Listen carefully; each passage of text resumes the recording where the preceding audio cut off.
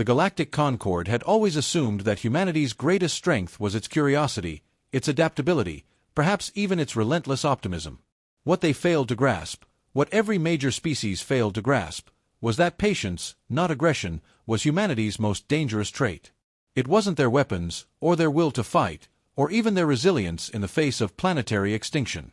No, it was that they could wait, and wait, and wait, until they decided not to. For 300 years, humans had played by the rules of the Concord. They smiled at backhanded insults, accepted treaties tilted against their favor, and offered aid even when their own worlds were starving. They were always calm, diplomatic, slow to anger. If an alien vessel accidentally strayed into Earth-controlled space, humans investigated, filed a report, and suggested a peaceful resolution. Even after repeated slanders in galactic broadcasts, they held forums on cultural sensitivity and invited those same slanderers to Earth museums and food fairs. To the Concord, humans became a sort of dependable pet, civilized enough to trust, but harmless enough to manipulate. A backroom joke often repeated among elites of the Thorax Dominion was, "If you kick a human, they'll offer you a bandage for your foot." For decades, such thinking wasn't just accepted. It was policy. Then the Kyril did what no other race had dared. The Kyril, a species that prized logic and precision above all, had grown tired of Earth's economic rise. It wasn't violent, but it was steady and quietly unstoppable. Human logistics were starting to outcompete thorax freighters. Human research stations were publishing data 2 years ahead of Kyril universities. Earth was becoming a silent gravity well, pulling more and more influence. So the Kyril Council did what they believed was logical: sabotage. They bribed minor planets to pull out of Earth treaties. They seeded black market tech labeled as human counterfeit to damage Earth's reputation. They released a manufactured virus into a human agricultural hub on Tau Ceti Prime and blamed it on poor human hygiene. Humans responded as expected, with calm, with grace, with requests for joint investigations and shared security protocols. Then the Kyril made their final move. They kidnapped 27 human diplomats en route to a peace summit, staged an accidental explosion in the transport corridor, and left 19 dead. The other 8 were returned weeks later, broken in body and mind, their memories surgically erased. Earth was told it was a tragic navigational failure, an unfortunate technical glitch. The Galactic Court cleared the Kyril of wrongdoing. The human ambassador, Mariana Sol, simply bowed at the hearing and said, "We accept the court's ruling." The chamber erupted in smug relief. But those who had known humans long enough, those who paid attention to their history, to their wars, to the strange and terrifying quiet in their mythology, felt a chill. Not because humanity had spoken, but because they hadn't. No press conferences. No retaliatory trade restrictions. No movement of fleets. Earth didn't even recall its diplomats. They just stopped responding. Then came silence. For 7 weeks, no human representative appeared in galactic channels. Trade communications were received but never answered. AI probes pinged human satellites, but data packets were either rerouted endlessly or returned corrupted. Embassies on Earth were not attacked, they were simply left empty. Like the entire species had collectively turned off its front porch light. And then, in one galactic cycle, everything changed.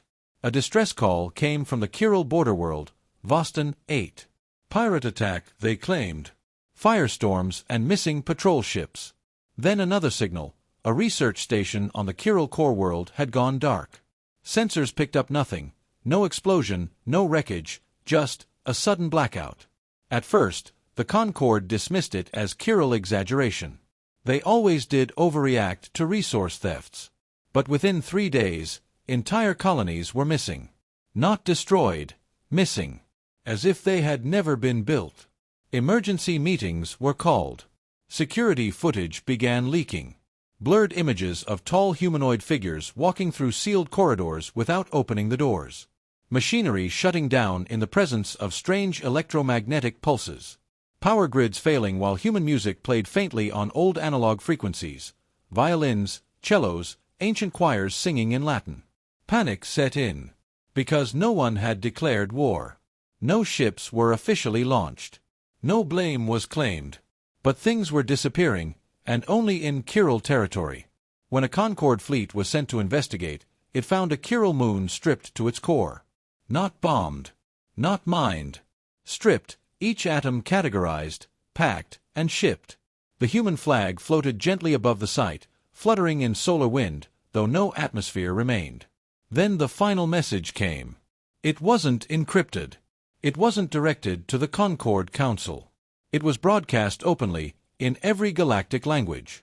We waited while you lied. We endured while you provoked. We forgave when you wounded our young. We believed that peace was the highest good. But when you hurt those who trusted us, when you played games with their minds, we remembered who we were. You asked what would happen if humanity's patience ran out. We are not angry. We are awake. The message was signed, Soul Accord, Human Consensus Directive. The Concord panicked. Emergency alliances were formed overnight. Fleets were rerouted, planets evacuated. The Chiral begged for help. But help could not find them. Their systems were vanishing faster than ships could reach them. It was as if the humans had already been there.